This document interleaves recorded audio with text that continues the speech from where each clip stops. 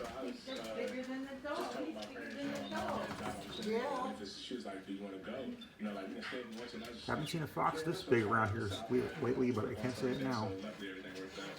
Hey, young man's an athlete. We see it. Beatty said he I see deer, then I see the fox. He said football won out, obviously. Beatty can play a major role for the Ravens, though, especially early in the season. J.K. Dobbins, Gus Edwards, Justice Hill, all three coming off the season-ending injuries.